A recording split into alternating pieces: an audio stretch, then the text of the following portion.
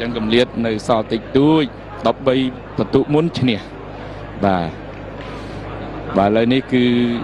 ចេញដំណើរបាទដោយ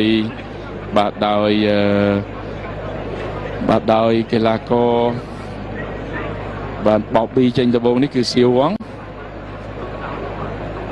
បាទនេះគឺជុំទី2ឬក៏ក្តារទី2បាទ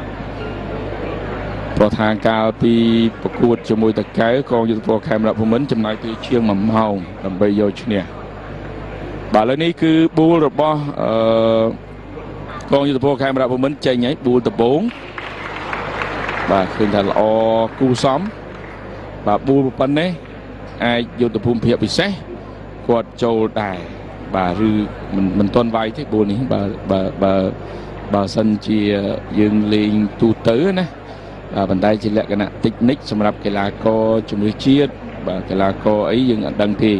បាទសំខាន់ការសម្រេចរបស់គាត់បាទចូលវាយឬរឿងរបស់គាត់ព្រោះគាត់ត្រូវមានអីទប់អីចឹងខាងក្រោយអីចឹងមកបាទឥឡូវនេះចូលមកបានល្អទេចាំមើលសិនបាទឃើញប្រហាក់ប្រហែលគ្នាបាទប៊ូលខាងណាចិត្តជាងបាទមើលប៉ុណ្ណេះបាទនៅខាងក្រោយมัน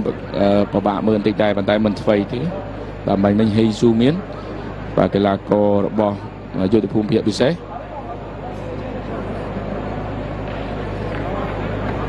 បាទឥឡូវនេះបាទចូលបន្តទៀត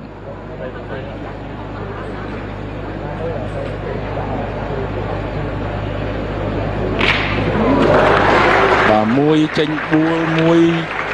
ស្មើហើយបាទ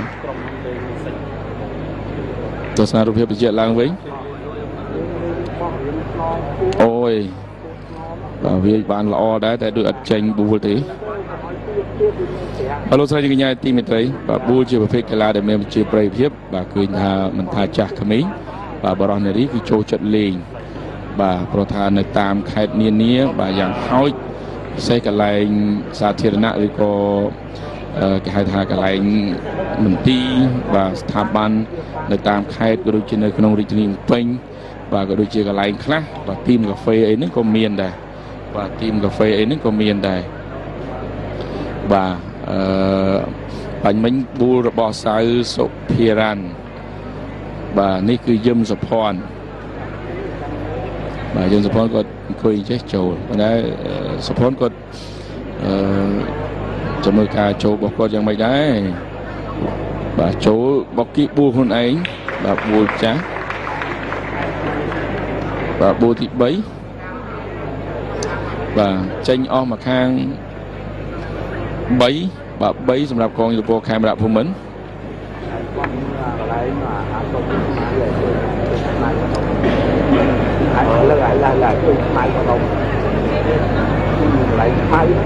បាទ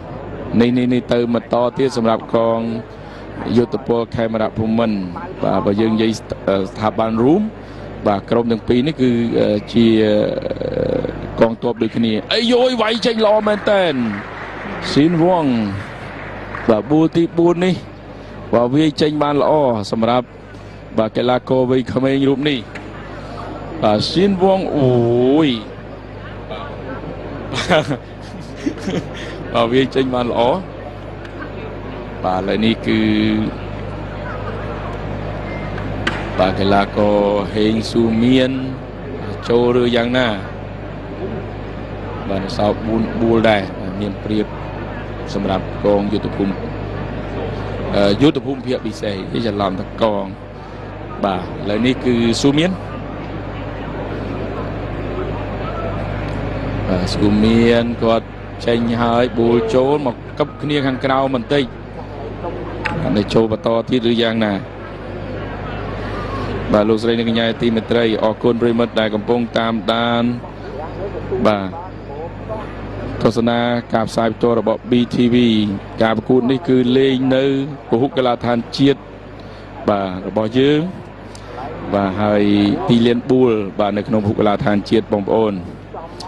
បាទពាក់ព័ន្ធទៅនឹងពហុកីឡដ្ឋានជាតិដែលយើងស្គាល់រត់មកថាអូឡ িম্প ិកហ្នឹងបងប្អូន và thiết bất tới một cây là than môi để kịp chuột được bị Olympic chuột cho mũi to tay cây là than nút lọt vừa chỉ mà chạp tia Olympic và bàn tayสำหรับผู้กล้าทานជាតិយើងដែលយើងរត់មកទៅអូឡ িম্প ពិកហ្នឹងបាទបើតាមខ្ញុំយើងអាចធ្វើម្ចាស់ទីអូឡ িম্প ពិកទេអញ្ចឹងយើងហៅនេះអាចមកតាក់ទងនឹងទីតាំងបាទដោយសារម្ដុំហ្នឹងនៅអូឡ িম্প ពិកបាទអញ្ចឹងបានយើងរត់មកបាទធៀបពិតទៅបាទដូចผู้กล้าทานសម្បុកចាបនៅពេលកាំងអីហ្នឹងយើងគេហៅថាผู้กล้าทานសម្បុកចាបអូឡ িম্প ពិកបាទនៅដែលជាកន្លែងប្រកួតអូឡ িম্প ពិកអញ្ចឹងគេប្រើបាទពាក្យអូឡ িম্প ពិកទាល់តែធ្លាប់ធ្វើម្ចាស់ផ្ទះនេះបើតាមបច្ចេកទេសកីឡាណាបងប្អូនបាទអញ្ចឹងយើងហៅអូឡ িম্প ពិកនេះបើសិនបរទេសគាត់មកគាត់គិតថាយើងធ្លាប់ធ្វើម្ចាស់ផ្ទះអូឡ িম্প ពិកដែរទៀតយើងដែរទេប៉ុន្តែអាចតទៅនឹងភូមិសាស្ត្រទីតាំងរបស់កីឡាដ្ឋានយើងនៅបាទដូចកន្លងទៅយើងឃើញហើយបាទកន្លែងខ្លះយើងហៅឈ្មោះបាទកីឡាដ្ឋានភ្ជាប់ជាមួយនឹងទីតាំងបាទស៊ីនបងបាទអញ្ចឹងឃើញថាមកផ្លែតសោះយុទ្ធភូមិភាគពិសេសបាទបលែងបួលអស់5បួលហើយបាទឥឡូវនេះស៊ីនវងគាត់រ៉ាប់រងម្ដងវាយអីយោយល្អណាស់ស៊ីនវងបាទមួយបាន2ណាបាទឥឡូវនេះទស្សនារូបភាពស៊ីនវងបាទវាយបន្តបាទមួយនេះគឺជះបួលខាងបាទ2បានសម្រេចបាទហើយនិយាយត្រង់ទៅបងប្អូនសម្រាប់អ្នកវូដូចខ្ញុំបញ្ជាក់ខាងដើមអញ្ចឹងបាទបើថានៅកពតនេះពេលដែលខ្ញុំទៅម្ដងបាទខៅថាបងប្អូនយើងចូលចិត្តមែនទេនៅកីឡាដ្ឋានខេត្តកពតអីហ្នឹងណាគាត់មកប្រកួតមកប្រកួតបាទសបាយដើម្បីគេហៅថាចំណងចំណូលចិត្តរបស់គាត់បាទឥឡូវនេះសុផារ៉ាន់បាទសោតប៊ូលចុងក្រោយអាចធ្វើបានសម្រេចទេបាទកីឡាករសុភារ៉ាន់បាទចូលបានល្អកន្លែងនេះចាំមើលសិនបាទស៊ីអត់ប៊ូលនេះបាទអស់ប៊ូលហើយអញ្ចឹងអាចតិចទៀតហើយបាទមិនច្រើនពេកទេព្រោះកម្រិតបច្ចេកទេសសុទ្ធតែប្រយ័ត្នប្រយែងបាទឥឡូវនេះយឹមសុភ័ណ្ឌបាទជាអ្នកសម្រេចមួយប៊ូលឬក៏2ប៊ូលចាំមើលសិនបាទ